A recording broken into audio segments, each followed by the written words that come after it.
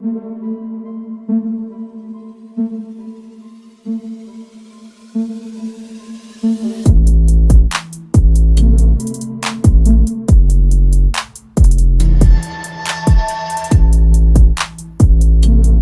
wife was mad when I abandoned her after I found out she cheated on me. Yesterday I packed a bag and left. No more lies, no more hiding from it, and no more personal hurt. Backstory. My wife of 11 years, 2 kids together, cheated on me 2 years ago. Well, technically it started before that, but I caught her 2 years ago. Our marriage was rocky by year 5. We had started growing apart. Annoyances became resentment, resentment became anger, and we began quarreling over the smallest things. It felt like we were business partners or roommates by that time. We had 1 kid and another one the way. So we tried to work things out, but it didn't get better. We didn't communicate. I was busy with my career, and because she had a more flexible job, I assumed she would take care of the kids, house, and her job while I focused on my career. Looking back now, that was a huge mistake. I let things fall apart. I took our relationship for granted. I took her taking care of the house and kids for granted, and it doesn't excuse what she would end up doing, but I think it's healthy to be able to look back on it and learn from it for future relationships. I should have communicated, I should have helped more. Too late now. A few years later she began to change. Little things. On her phone more. She started to drink a bit more. Changed her grooming habits. Started staying awake later, started to get snappy at me when I asked her what she was doing.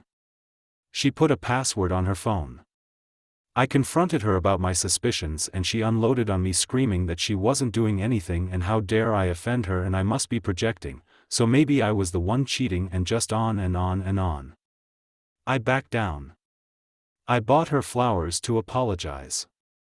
I became extremely introspective and realized I had been a crappy husband and partner, and started to help more with the kids, the house, turned down business meetings out of town.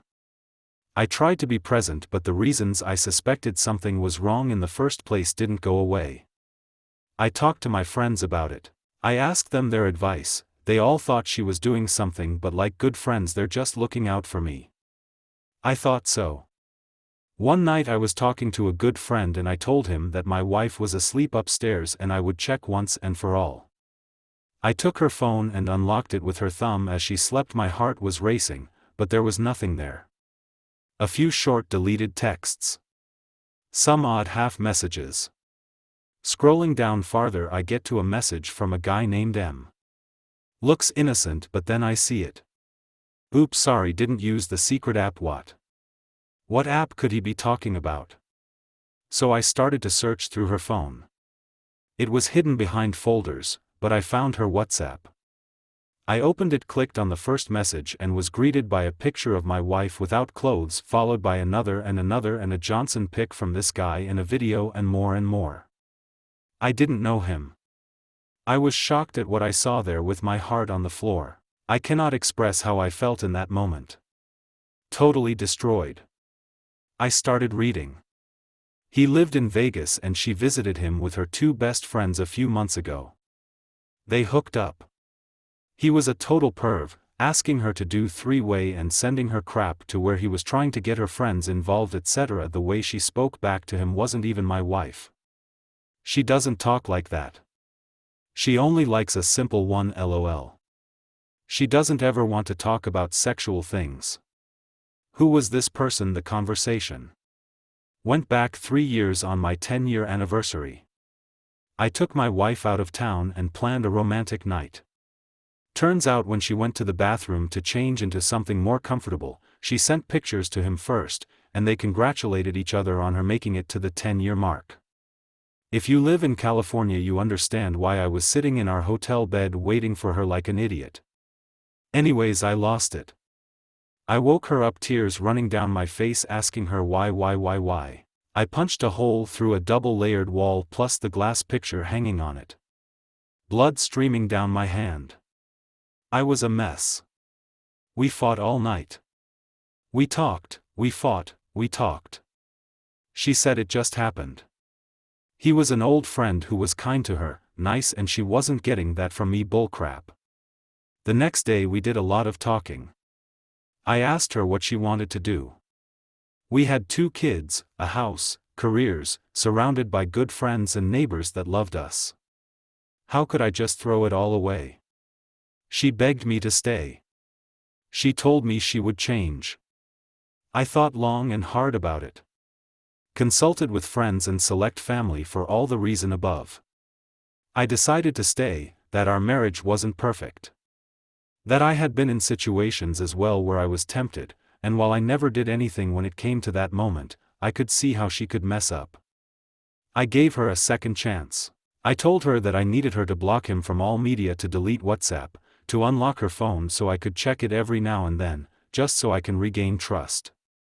That she remained present in our marriage, in our love life.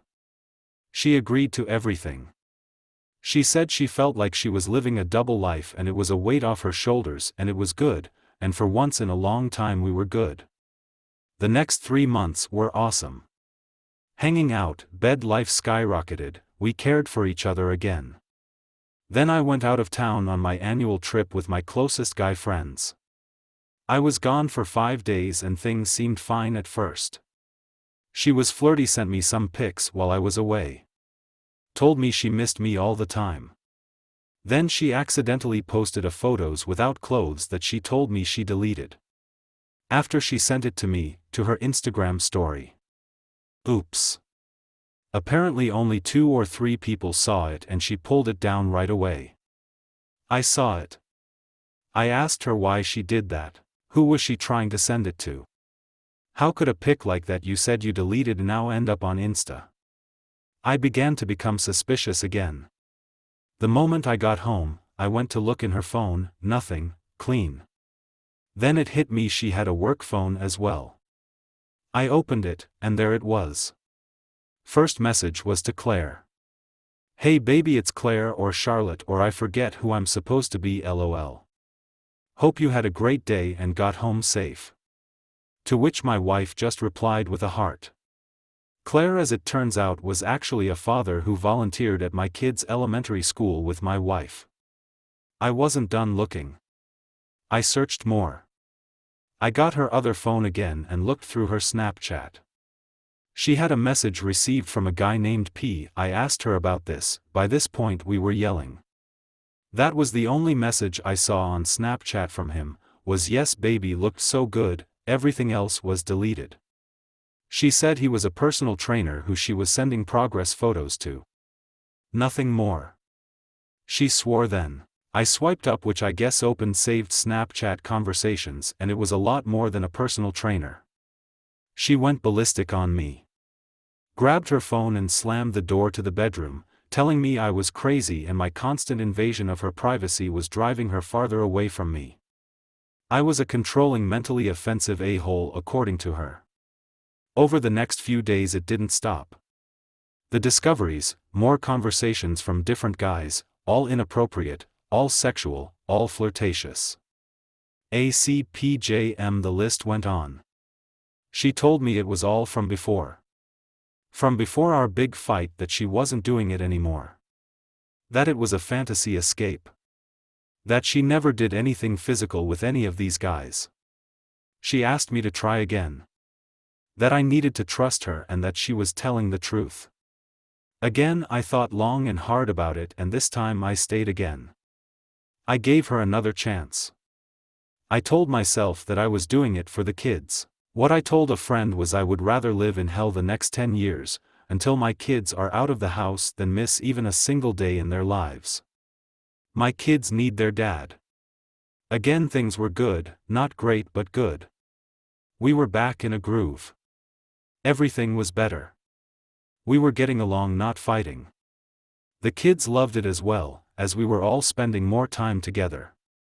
Then things started to revert back to the old ways. Little by little she started again to spend more time on her phone. Before we said no phones after 6 p.m. roll for the house, and little by little that was broken by both of us. She started to become distant again. She started to tell little white lies and then bigger lies. I can tell when my wife is lying. I always have been able to drive her crazy. So I knew she was lying. I would ask her about it. She would blow up at me, freak out and yell that I'm crazy and to back off, and she isn't doing anything. I was no longer affected by her yelling. My intuition was telling me something was off again. I went crazy. I started looking through phone usage records. I would place items and draws open certain amounts to see what she was using and where she was going. I did a people lookup search of just about every number sending texts to her phone. I wasn't going to be tricked and manipulated again. I was all over her, all over it. I wasn't getting played again. But I was, and I did.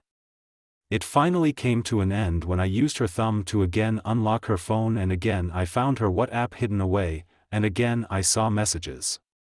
This time to a guy named S, who is actually a work client of mine. Those messages contained some of the graphic leave nothing to the imagination images that would make ex-movie stars blush. Then there was the messages again to see nothing overly graphic. A picture of a top here or there but not much else, but mainly just messages of you, deserve better than him and run away with me, and let's never come back, and I want to go camping and lay out under the stars with you, and last but not least, I think I love you. That all happened in January. Why am I so weak? Why hadn't I left yet? Why did I give her yet another chance? I felt bad for her. I felt like she had an obsession. I felt like I could help her, and if I could, maybe she could go back to giving that attention she gives to other guys to me. I told myself it was for the kids. I told myself it was for financial security. She swore to me that it was just fantasy. That nothing was real. It was her escape where she can be loved and not always under my control, my rules, my interrogations. I said, but I wouldn't have to interrogate you if you didn't start doing it again. I wouldn't have to search your phone records if I wasn't being overtly lied to, and I was right. It was happening. The date on the conversations proved that she started it back up before I started digging into it again. I was right for what it was worth. I was right. She told me that the more I tried to tighten my grip, the more I tried to control her, the more she was going to move farther from our marriage. She showed no remorse, just resentment. We fought a lot. The kids started to cover their ears and run into another room every time we ever started to raise our voices. Why couldn't I leave? Why was I still there? I couldn't figure it out. I still can't figure it out. Again she claims she is finally done with the cheating. It's out of her system, she won't do it again. She deleted WhatsApp again for the 10th time. She still wouldn't show me her phone because she said it was an invasion of privacy, and to an extent she is right, but she also wouldn't give me proof that anything had changed. Enter coronavirus and the stay-at-home order. It was hard. We were all stuck here in this house. She had nowhere to go. I got crazier and crazier because I could tell she started lying to me again. I downloaded WhatsApp on my phone and sent her messages waiting to see if they were ever delivered. Then I left the house to go pick up some food, and when I got back I saw the messages were delivered. She downloaded the app again while I was out of the house. I called her out. She told me I was crazy. The next day she deleted her account and the app, her profile was gone. My guess was that she blocked me. She said she didn't. We yelled again. She told me to back off. I asked to see her phone. She refused. By this point I am no longer the fun-loving, carefree, spontaneous, generous, loving guy I once was. I'm cynical, I'm untrusting, I'm conniving, I'm intrusive. I'm a crappy person. I'm broken, I feel like crap. Was she right? Did she really just delete it? Fast forward a month and I just installed a new wireless router in the house, one that tracks what all the devices are doing and what apps are being used, and there it was, WhatsApp 2 hours and 10 minutes used yesterday. She really did block me from it. She blocked her husband from the app so I wouldn't see when she was online. I was done. I had enough. I went upstairs, packed a suitcase and left my house. I called my friend who was a lawyer and told him everything. He is helping me put the paperwork together. I sat in my car yesterday for 4 hours sitting in a parking lot crying, angry, depressed, sad but also relieved and proud of myself. I then got the courage up to check into a hotel. My wife was texting my phone asking me where I was, but I didn't answer. I turned my laptop on, played some video games and then went to sleep. I'm done. I can't go back. She can't stop. I've turned into a different person, so has she. Today I came back home but moved out of my bedroom and into my guest room. I can't afford to live in an apartment right now. Oh, my wife lost her job to COVID. Divorce is a long process and I figured I didn't want to make it look like I was abandoning my family. I told my wife that we needed to figure out child custody schedule first. That we would start integrating it at home while we work on selling the house and putting the divorce paperwork in order. That on my days I would be responsible for the kids and she on her days even though we are living in the same house. It might not be perfect but it's a start today. I still had moments of weakness. Moments of panic. Moments where I wanted to run back to her and say fine, let's just have an open marriage, but that never works. I'm way too crazy now to ever allow that. No, I need to keep going 1 foot in front of the other. 1 foot in front of the other. Update. How it went from there after learning she was a serial cheater. We cohabited for 6 months. I slept downstairs, she was upstairs, we didn't know what we wanted to do. There was a lot of confusion. There were times we went back to each other and times we hated each other's guts and yelled and screamed. It was always the worst when she was drinking. Those were the nights I could be certain she was texting other men. Still, however, I didn't get the courage to finalize my divorce. We talked to a mediation lawyer. I had paperwork drawn up but I couldn't bring myself to sign it. I was so afraid of divorce, about what it meant to me, to my finances, kids, happiness and assets included our house etc. I was terrified.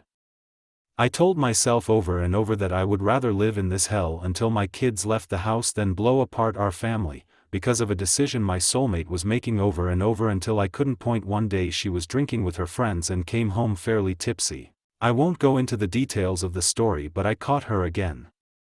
She was texting her personal trainer. One of the guys I knew she had cheated on me with before. She told me she wasn't and I caught her. She then blew up at me, called me spineless, said that I would never file for divorce because I would never be able to duck a girl hotter than her again in my life. All types of other nasty things, and then it hit me. I was so calm, I had reached a point I couldn't come back from. I walked into my office, pulled up the divorce contract documents and signed it and calmly hit send. I walked back into the kitchen where my ex was standing and told her I just filed for divorce. I then went back into my office and felt relief. Earlier that month I was talking to a coworker about my situation. He had just filed for divorce himself and went through a bit of a nasty battle over child custody for which he ended up getting 100%. His analogy for my situation really hit home for me, and helped. I will say it here in case it helps someone else in the same situation. The way I felt before I filed for divorce, knowing she was cheating, knowing what I should, but not finding the strength to actually do it, was like standing on a ladder. I'm on a ladder and the ground is covered in fog, I can't see the ground. I know I'm on the bottom step. I know the ground is right under me, but I can't see it and it's too scary to just step off until I did, and the ground was right where it was supposed to be and it was easy and effortless, and now I am safely off the ladder and able to move in any direction. I described the feeling in the weeks after his immediate relief for years. I felt like I was up against a cliff with my toes hanging over the edge and the weight of everything pushing me to jump, but I couldn't. I wouldn't until finally the weight of everything was too much and I took a step, and it turns out free falling feels a hell of a lot better, and the landing was soft and comfortable. Skip to now. I know my situation here will be different than most. I got out really well. I kept the house. She moved out. I owe her half the equity, for which I am making payment to her for the next 5 years, and if in 5 years I can't afford to pay her portion off, I will sell the house and pay her. It's a lot of money, million-plus house, we split custody 50-50. She weighed her rights to alimony. I also make significantly more than her. I am paying a bit more in child support than I owe, according to the state of California calculator. I am also paying for things like sports, camps etc. We are finalizing the rest of the divorce to remediator and things have been amicable so far. Fingers crossed. As for everything else, I tried online dating and found instant success.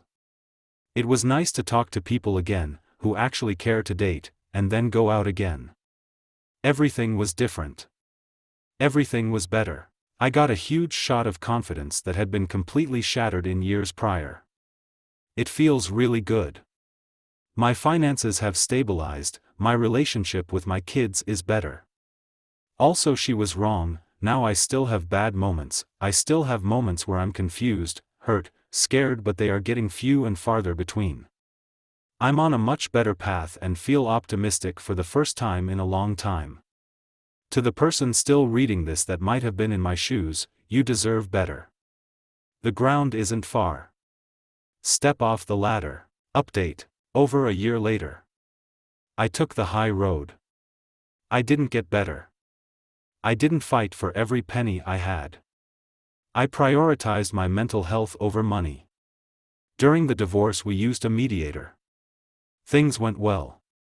I only really had to put my foot down once and say duck you lawyer up, and she backed down. All in all, it went really smooth. Now I know this is not the same for everyone. I'm dating this woman who is in a bitter divorce. Now separated, for over 2 years and still in court at least once a month to batter over the smallest things. They fight, justified. I feel sometimes it's exhausting if this is you. I get it, and I'm sorry you are going through this. Not all divorce is clean. There isn't a one-size-fits-all. My relationship with my ex is better than it was over the last 5 years of our marriage. We talk about nothing other than co-parenting for the most part, other than a few minutes of venting about our jobs or something.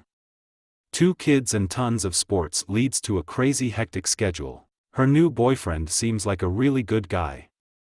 I want to warn him, but it's not my place. I used to be worried about what she was telling people, but I don't care anymore, and honestly I don't think she does either. If I had known it would transition this smoothly for me, I would have divorced her years prior and saved myself the mental stress and pressures over the last few years. But again, I know everyone is different. What I do want to tell people going through the same thing I went through, is it's not over. Even my girlfriend, who is on the complete opposite end of the divorce, is in a massively better place now. Be introspective, figure out what you want. Understand where you went wrong as well, visualize what a good relationship looks like for you, and don't settle for the same crap again. Be better. Demand better, and don't let it get to that point again. Something is very wrong in society. There is so much instant gratification, dopamine hits, anonymity barrage of sex-filled photoshopped, bachelor TV, love images being thrown at you every second of the day. It's hard to always look across the couch at your significant other and think this is amazing. I'm so lucky. It goes for your partner as well. Some just have more self-control or better friends to keep you from sitting your married life in front of an oncoming train. Funny thing, when I found out my wife was cheating, I also found out her 2 best friends were also cheating. All 3 of them are now divorced. They all encouraged each other. They bragged about it. They all refused to mature, grow old, settle down. I can't tell you how many times I heard, I still mentally feel like I'm in college.